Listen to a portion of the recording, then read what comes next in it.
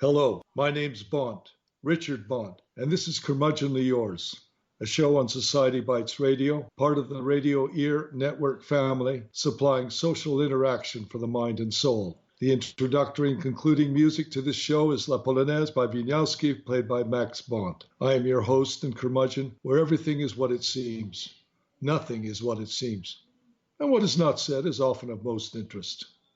Curmudgeonly Yours is an eclectic show on comparative modern Western life. The title comes from my humorous book of the same name, Curmudgeonly Yours. In this sometimes multilingual show, I interview guests from all over to get their take on ideas and problems facing the Western world. I'm a Bradenton, Florida resident and a native-born New Yorker. I have lived much of my life in Canada, California, and Western Europe. I have worn many hats, including playwright, actor, teacher, writer, linguist, and phonetician. I have advanced degrees from Berkeley, UCLA, and the Sorbonne. I have also written or co-written 12 novels, including Curmudgeonly Yours, being given the Florida Authors and Publishers Association 2018 Silver Award for Humor, several short stories, plays, and screenplays. I have just finished a novella, a new science fiction love story set in modern-day Florida called I Will Pray. That's P-R-E-Y, as in bird of prey. I Will Pray for You, My Love, based on an idea by Samantha Goodrich and available in e-format only on Amazon's Kindle. By the way, my name is Richard Bonte, I forgot to say. This is the narration of half of the second Promised Land that I will be doing today. The second Promised Land is a supernatural religious novella, which I co-wrote with James Crew Allen. The second Promised Land, or the Moses story, we also call it, of the Ten Commandments, is the second and last book in the series of the same name, The Second Promised Land by Richard Bonte and James Crew Allen. It starts this way. This is a tale you have never heard before, but it is true, at least true as far as I know. I have been dead for over 3,000 years. Thus begins the tale of the Ten Commandments, when a 9-year-old boy in a New York public library finds an old book detailing a new discovery, that of the Ten Commandments tablet in the Baja California desert. Yes, rumors are flying that the tablet has been recently dug up in the pristine Baja Peninsula, and what with nuclear war threats and the first Promised Land of Israel, the second Promised Land of Baja looks to be a better bet. The second Promised Land is the biblical pathfinder and backstory to the successful The Baja Redemption, also recently published in e-form and on paper on Amazon's Kindle. Do you know that the Ten Commandments tablet was never found in the desert of Zion in the so-called Promised Land? In our story, the tablet is found in the Baja California desert in the so-called Second Promised Land. And I will start now. The 9-year-old boy took the old book from the shelf and walked to the oak table at the far end of the reading room. He blew the dust off the cover and watched as it sparkled in the sunlight. He sat with his back to the window, opened the book, and began to read. This is a tale you have never heard before, but it is true, at least true as far as I know. I have been dead for over 3,000 years. The boy shivered as the thought of a dead man talking to him suddenly became true. He considered whether he should return the old book to its resting place and choose another. The New York City Library held all the wonders of the world available to anyone for free. He decided to read on. One day, long after I am dead, the world will be in mortal danger. A world war will beckon, and all human life will be extinct unless the four corners are returned to the tablet. Let us start where it all began. The boy turned the page and continued reading. 1341 BC in Sinai by the sea, Judea. Moses is 50. As can be expected, he is dressed in biblical garb and has long, wavy red hair and a full beard. Size counts, like it always has. A great big bull of a man, he is at least a head taller than everyone else, and with his massive shoulders and broad back, he casts an imposing shadow on the diminutive rabbis staring up at him from the edge of the Red Sea. Standing on a rock jutting up from the beach, with a setting sun flooding his massive jaw and prominent cheekbones, Moses' deep-set eyes float imperiously above his followers who have gathered to hear him speak. As for the rabbis who report to him and control Moses' flock, in comparison, they are all only insignificant silhouettes blending into the Red Sea behind them. Moses' voice is deep and gravelly and is automatically amplified by the rocks behind him. O children of Israel, never forget how blessed we have been, with nowhere to go but into the sea to be drowned, and with the Pharaoh's henchmen close on our heels. We refuse to kowtow and put our faith in the Lord. Faith is the key word, all my children, for with faith one can do anything. Accordingly, our Lord responded with a miracle. As we advanced into the water, the Red Sea parted, but as our enemies and slave keepers were tracking us relentlessly from behind, the Red Sea came back together. After our last man took the path of faith, the Red Sea crushed our pursuers in our wake. And now, here we are, relatively safe and sound for the time being, whereas our Egyptian evildoers have drowned. I do not say this to gloat, nor should you. No, I say this to remind you that we have made it here to Sinai because it was God's will, and only God's will, that made it so. And I also say relatively safe because we'll never know what the Lord has in store for us and what the future will bring. Never forget that we thought we had it good in Egypt, and our generation stayed there for 400 years. But things changed, and look what happened. And do not be deceived by the similar Mediterranean climate we have here in Sinai. We have to always be on our guards because even though we appear to be better off here, this may in fact be a test, a lure to see if we become complacent and slothful. But enough of this. My message to you is, I want you all to become strong, yet peaceful.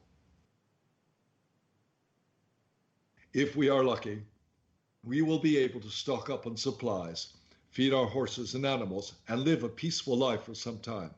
But we must always be prepared to leave if the Lord tells us to. Let us set up our encampment, but remember that there are warring tribes everywhere, wanting what we have, desirous of going where we will go, and jealous of what we have accomplished. Sinai will have to pass the test of time. We will have to explore the area and see if there are hostile tribes who feel that this land is their land and not that of the Lord's. We are the children of Israel. We are the children of the Lord. Right now, we number around 4,000, and it is imperative that we find a place where we can put down roots, flourish, and multiply in an equal Mediterranean climate to that of Egypt. Maybe we have found that place, right here, but maybe not. I promise to use my closeness to God to find the Lord and speak to him personally. With his deep baritone voice still echoing off the stone, Moses turns his back on the children of Israel and spreads his arms out, his enormous wingspan casting a huge shadow on the white rock of Mount Sinai in front of him, almost like that of a gigantic eagle sweeping down from the heavens to roost. He remains like that for 1 minute, arms outspread, imperious. But in the manner of a great man who knows when to make himself humble, Moses now kneels down and bows down to the rock. There is a moment of rustling and coughing, while all the children of Israel follow suit and kneel down too. After a dramatic moment of silence, Moses' voice blasts out again, "O Lord, what shalt thou have me do?" And out of nowhere, the sky being a bright blue with not a cloud, a tremendous thunderclap sounds from way atop Mount Sinai. And suddenly the sky turns black and a torrential rain pours down. Moses rises, and with water now dripping off his long hair and down his face, turns around to his followers who are still kneeling. He gestures dramatically to the top of Mount Sinai. "Arise, children of Israel, the Lord has spoken, and I know what I must do." The next day at dawn, while everyone is still asleep, Moses starts his way up Mount Sinai. He winds his way around olive and eucalyptus trees at the lower levels through the increasingly sparse vegetation at the higher levels. Having brought only enough water for the trip up and back down, Moses is feverish when he finally reaches the top where the thunderclap had rung out the day before. He rests in the shadow of a rock during the mid-afternoon and meditates to prepare himself to meet the Lord that night. After several hours of meditation, Moses feels faint. He picks up his gaunt body and gathers some wild berries nearby. Frenetically eating these and taking one more sip of water, he looks back at the clearing to see a bush he hadn't noticed before. And the bush is smoking. Suddenly, the weather has become very warm and the sky pitch black. The bush is now on fire, and a voice emanates from within the bush, which Moses recognizes as being the voice of the Lord. Moses is surprised, as he had been expecting God to appear before him as the ghostly spirit of a man, and he is chilled to the bone by this ethereal, unnatural, deep, crackly voice. "Oh, Moses, my son, Israel means both he who fights alongside God, and God is strong. God will triumph. And you, the leader and prophet of the children of Israel, who have fought for me and alongside me, you recognize that I am your all-powerful God and protector, and that I will triumph over all manner of adversity and the devil. I am also a jealous and vengeful God, and I put my people ahead of all others in the great, big, wonderful world that I have created. And as I am aware of the future, I know that you and the children of Israel are going to have a very hard go of it. But despite adversity, you and your descendants will prosper and multiply if you obey me and do what I say. Will you obey me?" Moses lifts his large frame up and bows down to the burning bush and the Lord. "I will, my Lord." In response, the burning bush flickers, flames shoot up, and God's voice roars out even louder. Go east, old man. Go east for many moons if you want to protect your people forever down the line. Go east for as far as you can go and follow the rising sun to find the true promised land, which I have set aside for you and which can be found many leagues and moons from the Sinai and ultimately across a great sea. You will know when you have arrived because the currents will take you there, and that beautiful land will resemble this one, but for one difference. It will be 6 times larger and yours alone. Once in the promised land, know that it is a large peninsula, and you must explore the perimeter of it from west to south to east, for the north side is dry desert. But to get to the promised land itself, remember, east, always east. You will have to caravan through deserts, hop from one island to another along a coastal route, as well as cross a great sea for 3 full moons. You will also have to follow easterly currents, but eventually you will arrive in a land of milk and honey. That is your promised land. Do you understand? I do, my lord. Moses, my son, I know you will be strong, but you will also need help from the children of Israel. You must choose your leaders from amongst your most stalwart followers.